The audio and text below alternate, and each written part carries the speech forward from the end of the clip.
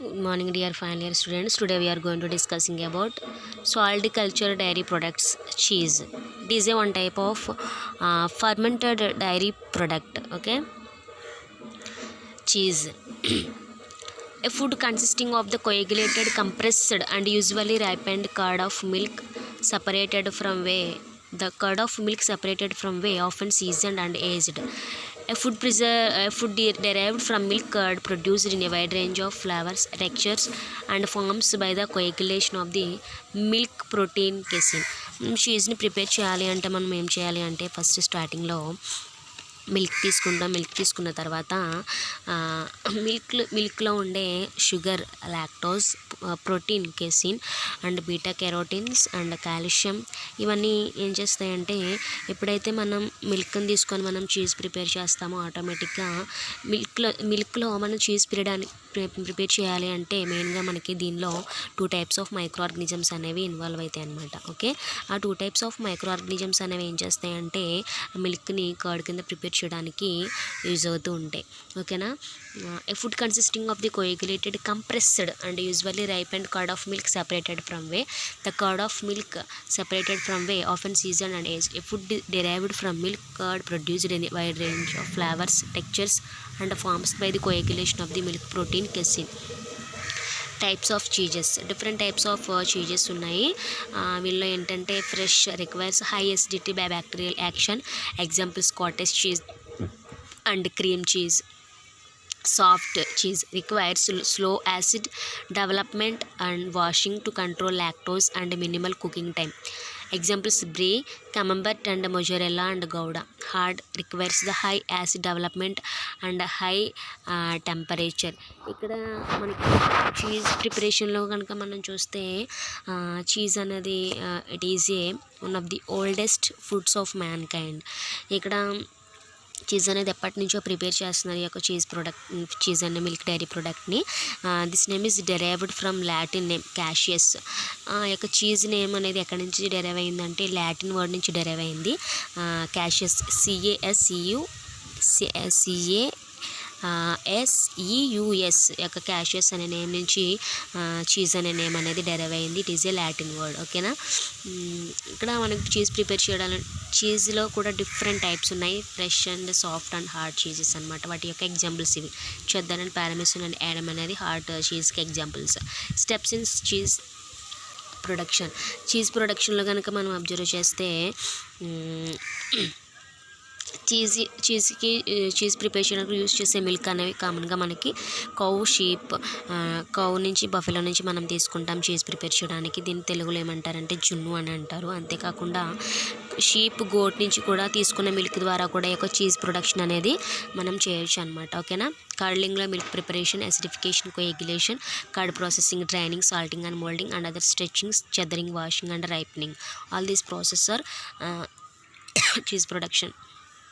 ఈ యొక్క మెథడ్స్ అన్నీ కూడా చీజ్ ప్రొడక్షన్లో ఇన్వాల్వ్ అవుతాయి అన్నమాట. ఫస్ట్ ఏంటంటే కర్లింగ్, మిల్క్ ప్రిపరేషన్లో చూస్తే మనకి heat treatment, filtration and sanitisation. మిల్క్ని తీసుకున్న తర్వాత దానికి ఏం చేస్తామంటే హీట్ ట్రీట్మెంట్ చేస్తాం. తర్వాత ఏం చేస్తామంటే ఫిల్టరేషన్ చేస్తాం. తర్వాత ఏం చేస్తామంటే స్టాండర్డైజేషన్ చేస్తాం అనమాట. తర్వాత acidification, addition of starter cultures. ఈ మిల్క్లో కామన్గా మనకి కర్డ్ ప్రిపేర్ చేయాలి అంటే మనకి ఏంటంటే బటర్ మిల్క్ని తీసుకుని బటర్ మిల్క్ యాడ్ చేస్తాం. మిల్క్లో యాడ్ చేసినప్పుడు మిల్క్లో ఉండే మైక్రో ఆర్గనిజం లాక్టోబాసిల్లస్ అనేది మిల్క్ని కర్డ్ కింద ప్రిపేర్ చేయడానికి యూజ్ అవుతుంది. కర్డ్ అనేది డెవలప్ అవ్వాలి అంటే దానిలోనే లాక్టోబాసిల్లస్ అనే మైక్రో ఆర్గనిజం అనేది యూజ్ అవుతుంది. అంతేకాకుండా చీజ్లో కూడా మనకి ఏంటంటే యూజ్ చేసే 2 టైప్ మైక్రో ఆర్గనిజమ్స్ ఏంటంటే streptococcus species for cheddar, Gouda and cottage cheese, lactobacillus species, lactobacillus bulgaricus and lactobacillus acidophilus for Swiss and grana cheeses అనమాట. ఈ యొక్క చీజెస్ అన్నింటిలో ప్రిపేర్ చేయడానికి మైక్రో ఆర్గనిజమ్స్ అనేవి మెయిన్గా ఇన్వాల్వ్ అవుతాయి అన్నమాట. మైక్రో ఆర్గనిజమ్స్ అనేవి ఇన్వాల్వ్ అవుతాయి. These micro organisms will ferment the carbohydrates present in milk into lactic acid. అంతేకాకుండా ఈ మైక్రో ఆర్గనిజమ్స్ అనేవి ఏంటంటే మిల్క్లో ఉండే లాక్టోజ్ అనేది లాక్టిక్ యాసిడ్ని ప్రొడ్యూస్ చేస్తుంది అనమాట. దీనిలో ఉండే pH ఎంత టెంపరేచర్ ఉండాలంటే 4.7 pH అనేది మెయింటైన్ చేయాలన్నమాట. ఎందుకంటే మిల్క్ యొక్క కోయాగులేషన్ కోసం. Other curd processing. techniques. Stretching. Mozzarella and provolone, the curd is stretched and kneaded in hot water, developing a stringly and fibrous body. Cheddar. Cheddar, other English cheeses. The cut curd is repeatedly piled up, expelling more water. The curd is also mixed or milled for a long time, taking the sharp edges of the cut and pieces and influencing the final product textures. Washing. Adam, Gowda and Colby, the curd is washed in warm water, lowering its acidity and making for a milder tasting cheese. Curd processing. Molding or shaping. Most cheeses achieve their final shape when the curds are pressed into a mold. ఇక్కడ చూడండి, ఇక్కడ మనకి ఒక cheese అనేది different types of షేప్స్లో రావాలి అంటే మనకి అక్కడ ఏం చేయాలి అంటే ప్రెస్డ్ ఇంటూ ఏ మోల్డ్. ఇక మోల్డ్స్ తోటి మనం ప్రెస్ చేస్తాం అనమాట. During moulding the curd is communicated and shaped in a mould using a hydraulic press. Casein, it is a milk protein. Casein is a milk protein, a white, tasteless, odorless protein precipitated from milk by renin, present as micromolecular aggregates or micelles, responsible for the white color of milk, which is due to the light or reflected by the micelles. It makes milk a colloidal dispersion. Casein comprises 45 to 50% alpha casein, 25 to 30% beta casein, 8 to 15% K casein, and 3 to 70% gamma casein. Each casein fractions differs in sensitivity to calcium solubility, amino acid makeup, and electrophoretic mobility. K casein soluble in calcium solutions, which would normally precipitate other casein fractions, important in stabilizing casein micelles. Milk coagulation by chymosin. Introducing chymosin to milk in cheese making, normally at about 32 degrees centigrade, destabilizes the casein micelles in a two-step reactions: primary enzymatic phase and secondary non-enzymatic phase. Primary phase. Chymosin cleaves the phenylalanine methionine bond 105 to 106 of K casein, thus eliminating its stabilizing action on calcium sensitive alpha and beta. Secondary phase. The micelles without intact K casein aggregates in the presence of ionic calcium in milk and form of a gel curd. Cheddar cheese. Cheddar cheese is one type of cheese fermented cheese product. Cheddar cheese is one type of cheese product, relatively hard, pale yellow to off-white unless is artificially colored, sometimes sharp tasting natural cheese. Cheddar production process. Curd and whey separation using rennet cheddaring. The curd after heating is kneaded with salt, cut into cubes to drain the whey, and then stacked and churned. Ripening for up to 15 months. The cheese is kept at a constant temperature, often requiring special facilities meant for maturing cheese. ఇక్కడ cheese ప్రొడక్షన్లో కనుక మనం చూసుకుంటే మనకి 3 types of cheese production involve అవుతాయి. ఏంటంటే అవి coagulation formation and separation curd from whey, ripening of cheese. ఇక్కడ మనకి మెయిన్గా మిల్క్లో ఉండేవి ఏంటంటే lactose, fat, proteins and beta carotenes. Lactose,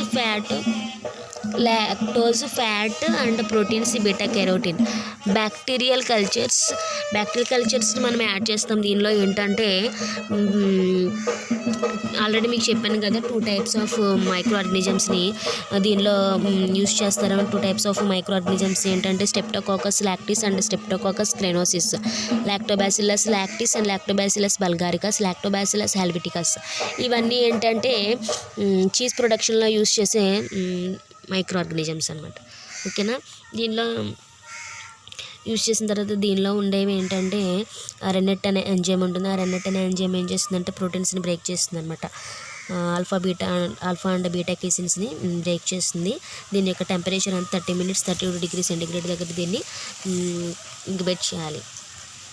next ఏంటంటే దీనిలో మనకి డ్రైనింగ్ చేసిన తర్వాత దీనిలో ఏం యాడ్ చేస్తామంటే సాల్టింగ్ అనేది యాడ్ చేస్తాం అనమాట. ఎప్పుడైతే ఈ యొక్క మైక్రో ఆర్గానిజమ్స్ని యాడ్ చేస్తామో మిల్క్లో యాడ్ చేసిన తర్వాత లాక్టోజ్ అనే లాక్టిక్ యాసిడ్ని ప్రొడ్యూస్ చేస్తుంది. రెన్నెట్ అనే ఎంజైమ్ అనేది యొక్క ప్రోటీన్స్ని, కేసిన్స్ని అండ్ ఆల్ఫా బీటా కేసిన్స్ని ప్రొడ్యూస్ చేస్తుంది.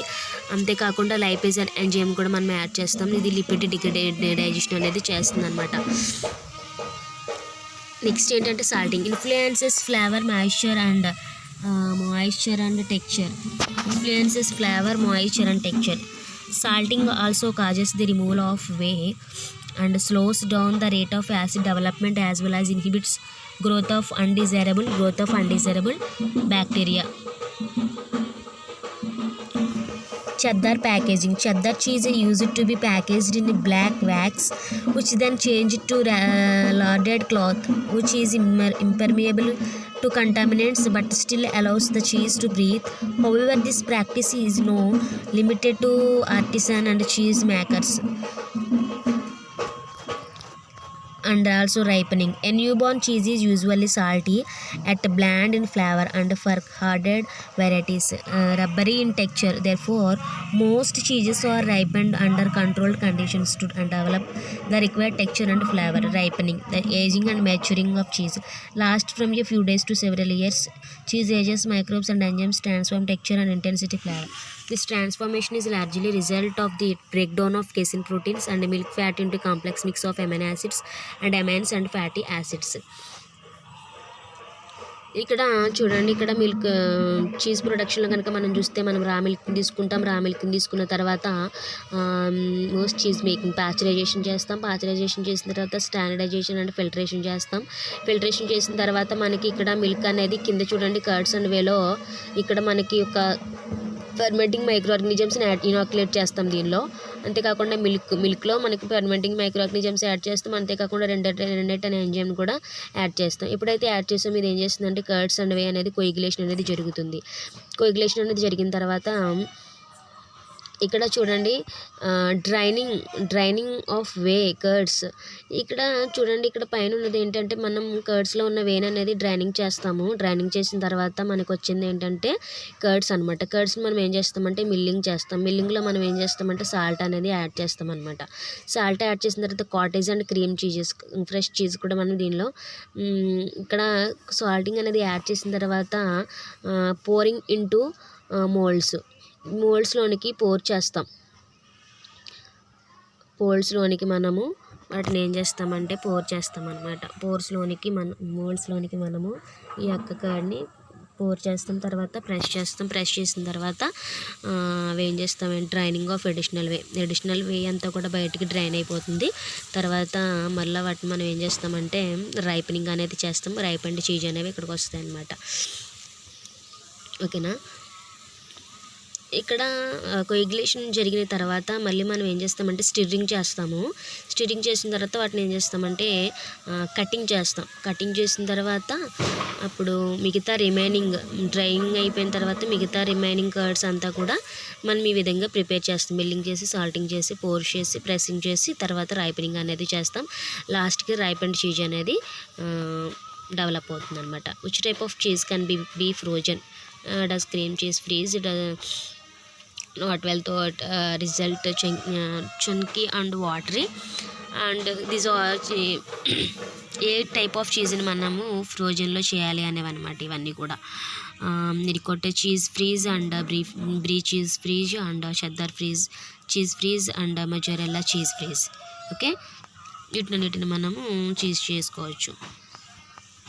Thank you.